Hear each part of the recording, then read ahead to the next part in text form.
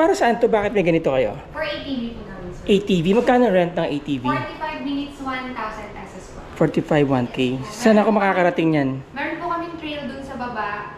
Meron din naman po kaming trail papunta po ng dagat. Talaga? Meron, pwede mag-jet ski dun sa fish pond. Hindi po. Okay. Ano meron sa taas? Ano din? Ano po siya yan, sir? Pwede po kayong mag-dine-in dyan, sir. Pero naka-in-dyan seat. Naka-engine seat. Yes po. Okay, parang ano, parang yoga style. Yes po. Magkano ang day tour again? Ang day tour po namin is 500 po per pax. Included na po doon yung guided tour, view deck, tank visit, at saka farm-to-table meal, which is mamimili po kayo ng 2 kinds of shrimp with rice and juice na po. Alright, nice. 500 per head. Yes. And the day tour is starting from what time until? Starting po ng 8 a.m. until 5 p.m. po. Ganun kahaba ang day tour? Yes po. Paano yan? Eh, half day tour na lang pala ako. Okay. Anyway, nice place ha. Ngayon lang kasi ako nakapunta dito. Thank you, sir. Oo. So, lahat ganito ang inyong theme, TP Hut? Yes po. Mga A-frame. A-frame. Oo. Yan o. Wow. Pupunta tayo doon mamaya. Dadalhin niyo ba ako doon sa may ano, sa may hulihan ng mga hipon? Pwede naman. Pwede naman. Pwede lumangoy doon. Yun lang po. Kita po. Alright. Okay. Amerikano po. Amerikano. Yes. Bayad muna tayo, baka makalimutan ko. Pwede nyo rin silipin yung sa taas kung gusto nyo pong makita. Yup. Pwede ba ako doon mag-coffee? Pwede po, pwede po. So okay mga boss, mga ma'am, mga sir. Wala po tayong property vlogging ngayon, no? Sabi ko nga, just in case na nakabili kayo ng property dito sa Palawig, let's say, no? Isa sa mga... Marami na ako na i-content na properties for sale sa Palawig. Pero syempre, may mga nagre-request, ano pa meron dyan sa Palawig? Isa na to, Palaya Shrimp Farm. Kung narinig nyo kanina, yun ang kanilang entrance. May kasama ng chow, no? Tapos, gusto mo order ng coffee, I would suggest na magkape muna kayo bago kayo mag-tour para syempre pumasok sa utak natin kung ano man yung sasabihin ng guidance counselor mamaya. Miss, magkano mga rooms ninyo? Po? Magkano mga rooms? Ito po. Pwede nyo pong i-scan dito yung ano namin and then mapupunta na po kayo sa website. Ito yung mga room rates. Yes po. Nasa likod po. Yun.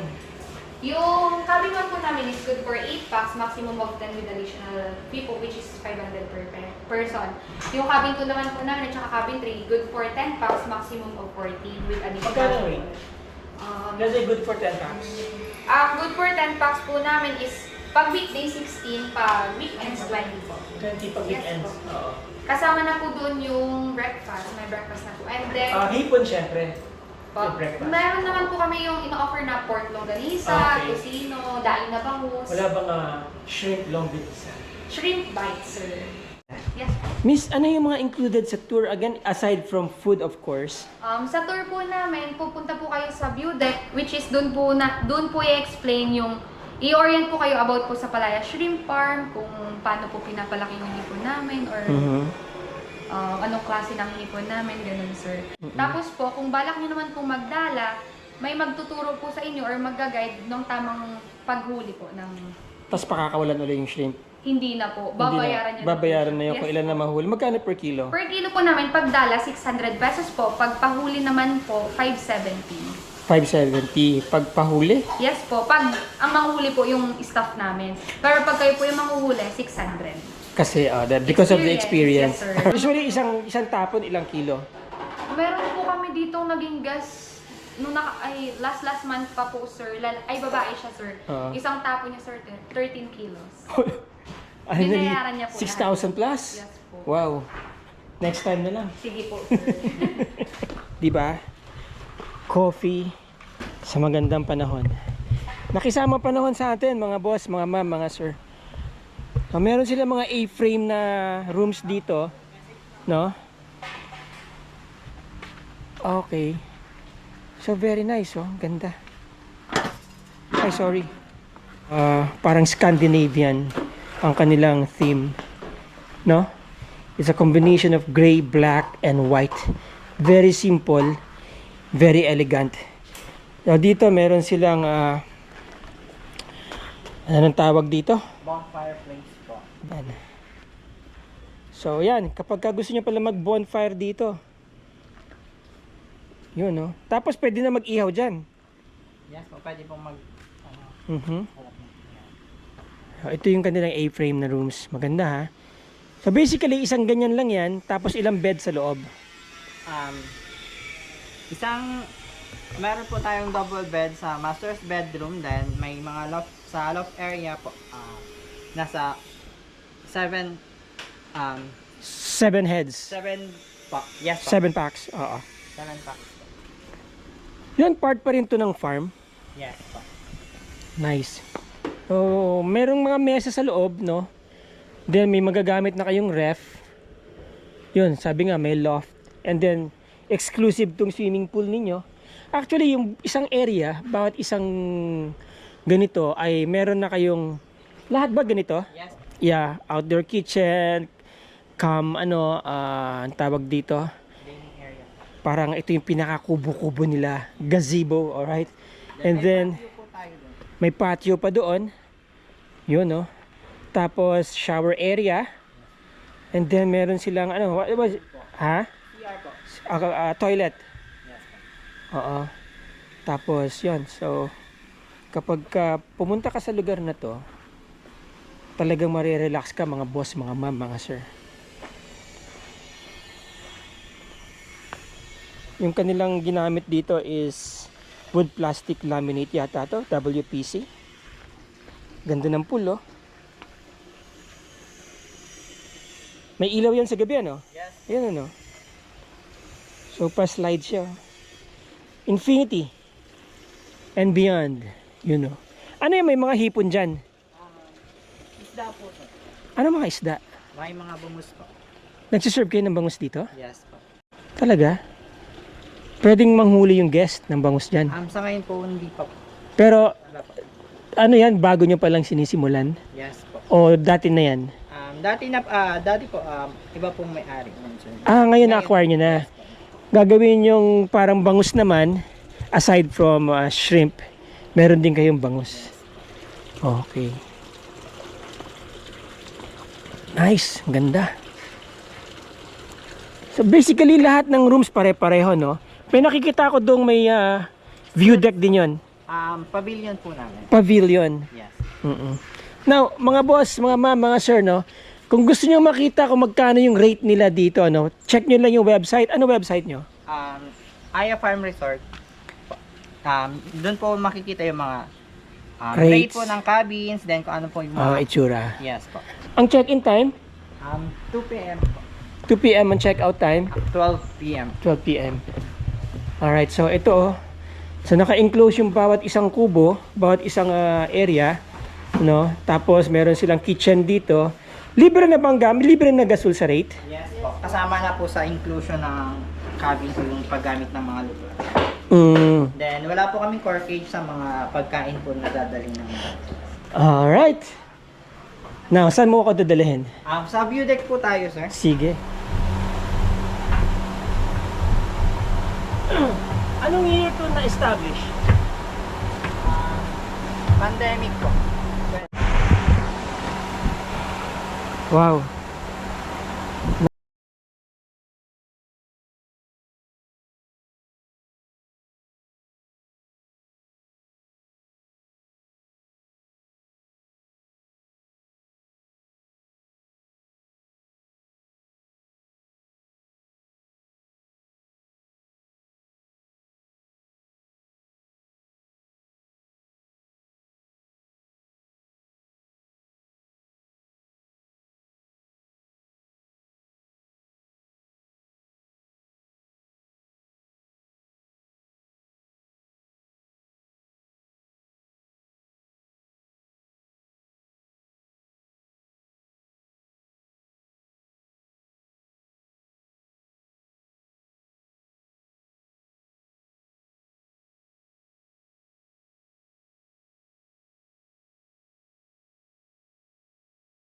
Opposite dyan is our farm technician po. In this area 1, so ito po yung aming shrimp tank. So, orient ko po kayo saglit. So, may short orientation po Alright, tayo. go About ahead. Shrimp tanks. So, welcome po sa Palaya. Pinagpalayang hapon po sa inyo lahat. So, kahit sa inyo din, sir. Bakit So, palaya? Palaya po, meaning ng palaya is pala, laya at kaya-aya, or blessed, free, and beautiful. Wow. Yun po yung meaning ni palaya. So, ito Okay. po yung aming vision. So, ito po yung ating shrimp tank. So, mga shrimp tanks, ito po yung ating area 1. So, circular tank, ayan po siya. So, circular tank, ito po yan. Ito ang ating area 1. And then, ang ating area 2 naman po, yung ating expansion na. So, ayan po siya sa kabila. Yun naman po. And then, yung ating area 3, expansion din. So, ayan po siya sa gilid, yung naka-hollow blocks po na yan. And then, yung side po niya, yun po yung ating future na area 4. So, dito po tayo ngayon sa area 1. This is a view deck. So, ito po yung ating shrimp tanks. So, sa shrimp tanks po natin, ang circular tank, ang sukat po niya is 800 square meter each po. So, kapag maglaman po kami dyan, kaya po makapaglaman ng 200 to 300,000 pieces of shrimp. So, kapag mag-harvest po kami, kaya po maka-harvest dyan ng 3 to 4 tons po per cropping. So, yung per crop po natin, maximum days po niya is 2 to 3 months po. Pwede na tayong mag-harvest. So, yun naman po sa area 2 natin. Ang area 2 po natin is 1,600 square meter po siya. So, doble na yung laki niya. And then, kaya po doon maglaman ng 300 to 350,000 pieces of shrimp. So, each tank din po yun. And then, kapag mag-harvest po tayo, kaya po doon makapag-harvest target ng 6.5 to 7 tons per crop. So, same age lang din po sila, 2 to 3 months. And then, yun naman po yung ating area 3. So, area 3 naman po, same po sila, 1,600 square meter. And then, 10 tanks naman po siya. Kasama niya yung area 4. So, same po sila. Yan po yung ating dalawang expansion pa sa dulo, sa area 3 and area 4. So, ang shrimp po natin is a turbo fry or White Lake Pacific shrimp or hipong puti. So, ayan po yung kulay niya. So, yun naman po turbo fry. Kain lang po yan ng kain, and then every day din po, every other day, nagpapalit po sila ng balat. Pinapakain po natin dyan is commercial feeds. So, feeds po ang pinapakain natin, hindi po yung lumot lang. Ang goal po namin, kapag nabuo na po namin siya lahat, so may goal po kami na 1 KMTA or 1 million kilos a year. So, or 1,000 metric tons a year. Ang target po natin monthly is 19 tons. 19 So, tons yes, monthly. yes, Alright. So, mababa pa po tayo kasi pero ito pa lang po yung gumagana sa atin. Area 1 and then Area 2. Okay. Question, ano ang mga challenging part ng pag-shrimp farm? Like, yung mga sakit na pwede na ma-encounter? Pwede pong ma-encounter ng mga sakit ng hipon is yung white spot or WSSB. So, yun naman po is virus siya. So, sa isang tanks, pag meron po nun, kaya niya pong patayin within 24 hours. Lahat ng Lahat ipon? po. And then, may encounter din po natin. Na-encounter niyo na yun? Wala Hindi pa naman po. Okay. Wala pa. Bakit nagkakaroon ng ganun? Nagkakaroon lang po ng ganon, cause po yun or napapasukan tayo ng mga predators po katulad ng alimango, ganyan. Ang tubig po natin is, supply po natin from seawater po tayo. So dito po tayo malapit tayo sa West Dagat. Philippine Sea. Oo. So dito po natin tinitreat yung ating reservoir or treatment pond. Paano kapag nakuha na ng China yung West Philippine Sea, saan na kayo kukuha ng dagat? Libre naman po, anli tubig naman kami. Sige, okay. Anli tubig naman po kami dito. Okay, anli tubig. Anong kumukuha ng Water pump po kami. all the way from there, sinisipsip papunta dito yung mga Yes po, paakyat yung po. tubo Ayan na po, blue na yan? blue pipe na po yan. Apo. So dito po yung ating treatment pond. So dito po namin siya tinitreat ng chlorine. Pagka-treat po namin dyan ng chlorine, within 3 days po siya mag-evaporate. Kapag nawala na po yung chlorine, saka na po namin siya ita-transfer sa grow-out tanks po. Do you do that every day? Yes po. Para laging may receipt. Kasi ang dami yung lalagyan ng tubig. Yes Oh. po, ang exchange water po namin dito every other day. Every other day, exchange water. Sa 100% po laman ng tubig nating nasa tangke, 10% lang po yung tinatanggal natin. But every other day. Oh, Yes. nice. Okay. Ang sabi niya na-stress daw yung shrimp eh. Yes po, mabilis po ma-stress ang shrimp natin. Oo. So kapag halimbawa po nagalaw po natin siya or nag-harvest po tayo, tapos na makakawala siya, ma-stress na po yun and then magkukos na po siya ng death. So mabilis po, sensitive po yung hipon natin. Pinakamalaki po natin is kalaki po siya ng permanent marker. Ganun kalaki? Yes po, 5 malaki. inches? Yes po, mga 5 inch po 5, yan. okay. Ang size na po noon is large and XL na. And then, may market din po kami sa Metro Manila. Meron po kaming sinusupply na restaurant, si Vikings, the Shrimp Bucket, and then si Amber's po. So, sino po yung sinusupply natin sa Manila, and then may mga other reseller din po kami doon. And then, ang technology po natin, new technology natin from Thailand, kay CPF, sila po yung may pinakamalaking hipunan sa Southeast Asia. So doon yung in-adapt yung Yes po, technology. yung technology namin, and then may Oh. mga other in-improve din po kami. Okay. Yes. So, ang Gusto ko lang matanong, ano ang why shrimp farming here in Zambales? Napili po kasi ni Sir Iggy, yung owner po namin, is nakita niya po yung site ng tubig natin, and then napansin niya rin po na-inspire siya nung pumunta siya ng Vietnam. So na-inspire po siya na magtayo ng shrimp farming kasi kulang din po tayo sa hipon dito sa Pilipinas. May shortage tayo ng hipon. Yes po. So how is this different from our local hipons here? Local Is this imported? Yes po, imported po yan from Hawaii din po. Hawaiian yan? Yes po. Yeah, White Lake Pacific shrimp. So yan po pinagkaiba niya. Yung turbo fry po natin, kaya niya po mag-gain ng 3 to 4 grams po per week. So yung local po natin, hindi po siya ganun ka-active. Po, ang hatch pa po ng hatchery pa po niyan, binibili pa po namin. Kasi PF din, sa Calatagan, Batangas, and then dinideliver po siya by land travel. I heard meron daw kayong bangus eh. Yes po, yun po sa baba. Magkakaroon na rin kayo ng bangusan. Yes, may bangusan na rin po kami future, and then lalagyan din po siya ng lapu-lapu po. Lapu-lapu? Yes po. So, under construction. Baka mag-crossbreed yung bangus sa lapu-lapu ng tabag doon. Ay, ganun po. So, yan po. Ang shrimp tanks po namin, so, ang total lang po ng shrimp farming natin is 21 hectares, and then may 15 hectares po tayo na fish pond po sa baba. Okay. So, That's very nice, ha? Ay, hindi naka-record. Pwede bang pakiulit from the very beginning? Okay, nice meeting you, sir. Ano ang pangalan nyo? Jan po, Jan Novicio po. John Luvicio. Tapos na ba? And then Meron pa? ito po, Okay. promote lang din ba namin yung Yeah. amin nakuhang mga award. Awarded po yan kay CPF, the Most Innovative Farm in Palayo Shrimp Farm. And then meron po Most kami... innovative farm Yes, in po. in Asia? Yes, dito po. Sa Pilipinas. Yes po. Ito naman? And then ito naman po yung galing kay Before na gawad pa sa salamat kay Palayo Shrimp Farm din po. 2023. Yes, kami pa lang po may ganitong setup na shrimp farm po. Okay. So yan, mga boss, mga ma'am, mga sir, no? Kapag bumili kayo ng property dito sa Palawig, this is one of the amenities that you will be able to experience here in Palawig.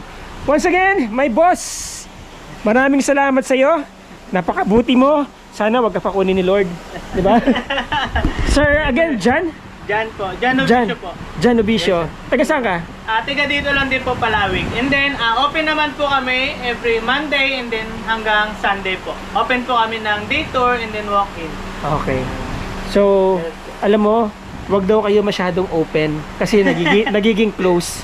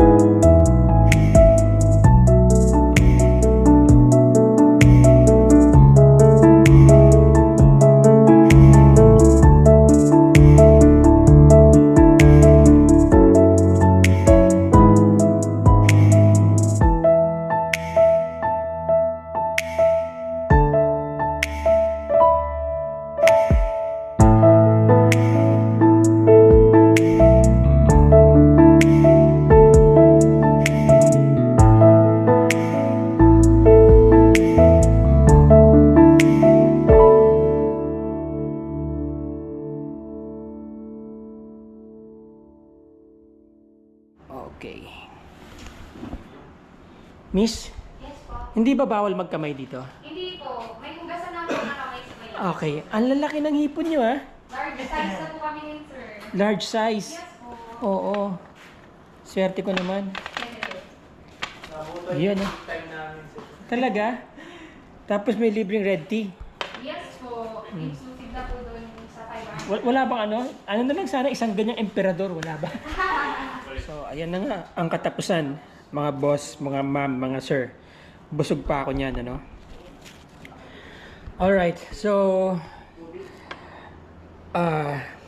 if you want to know more about this place, visit their website.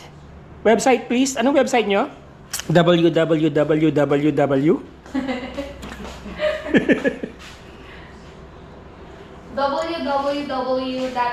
www.ayafarmresort.com. There you go. Alright, telephone number? Telephone number 0917-562-0104. And your address is? Address po namin is Barangay Bato, Palawig, Zambales. Alright. Maraming salamat, ma'am. Anong name nyo, ma'am? Aliyah po. Look for Ma'am Aliyah and she will be gladly accommodate you. Alright. Maraming salamat, Ma'am Aliyah. Thank you